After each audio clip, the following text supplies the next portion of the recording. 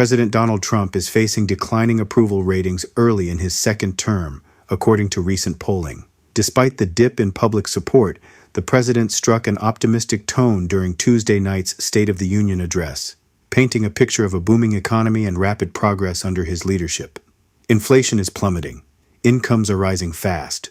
The roaring economy is roaring like never before, Trump declared in his nationally televised remarks, emphasizing what he described as strong economic momentum. The speech comes as surveys show growing public concern over the cost of living and broader economic uncertainty.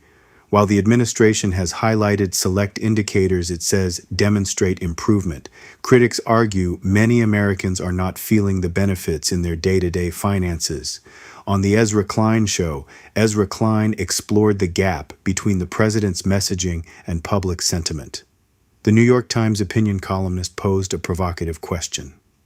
What if Trump genuinely believes the rosy economic picture he described?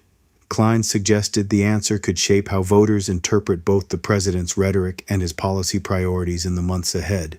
As the 2026 political landscape continues to take shape, the contrast between the White House's economic narrative and public polling data is likely to remain a central issue in national debate. Imagine you're President Donald Trump. Or maybe you're one of Donald Trump's political advisors or his kids. One of the ones who doesn't want all those crypto and AI trades you've been making to start getting investigated by congressional Democrats. And so you're there and you're planning out the State of the Union. What would you do? Well, you'd probably start with a problem that you need to solve. The issues that got you elected in 2024 have turned into huge vulnerabilities in 2026. Go back a year, go back to February 2025. Immigration is your strongest issue. All those weenie liberals looking at your approval rating can see it right there in Nate Silver's poll tracker. Your net approval on immigration is around 10%. That means 10% more of the country approves of the job you're doing than disapproves of it. Suck it, liberals. Fast forward a year, your net approval on immigration is negative 13%. Immigration has gone from your strongest issue to a reason the country dislikes you. Or take the economy. In early February of 2025, you were doing pretty well, plus 7%. But then came the tariffs. Now your net approval on the economy is negative 17%. Negative 17%. And it gets worse. On trade, it is negative 23%. On inflation, negative 30%. Negative 30%. So now it is State of the Union time. You have this rare opportunity to address the entire political system, the entire country. So what do? Do you tell the American people you're working on it?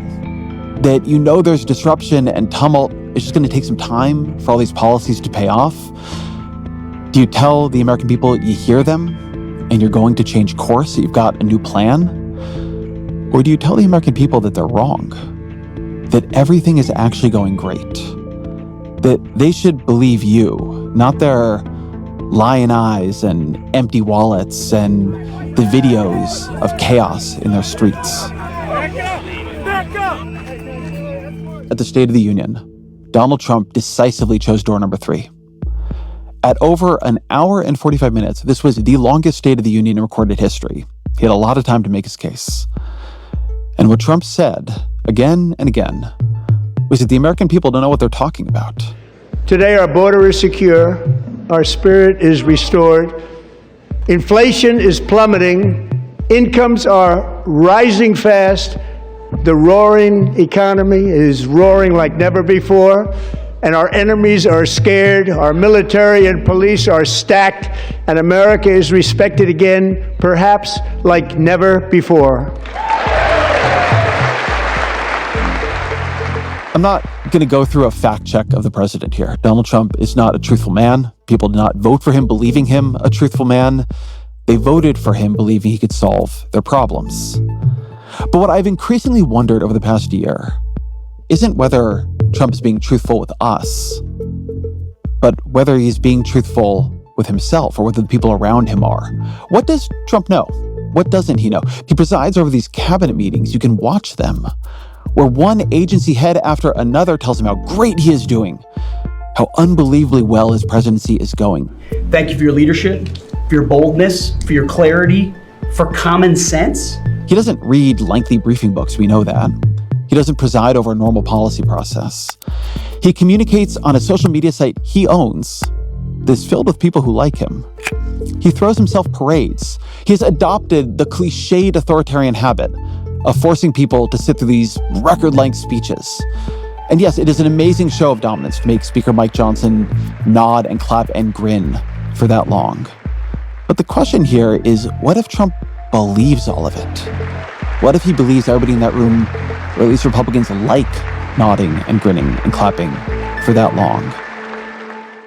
What usually saves authoritarians is their control over the system, their power, their ability to oppress elections, opposition parties, the media.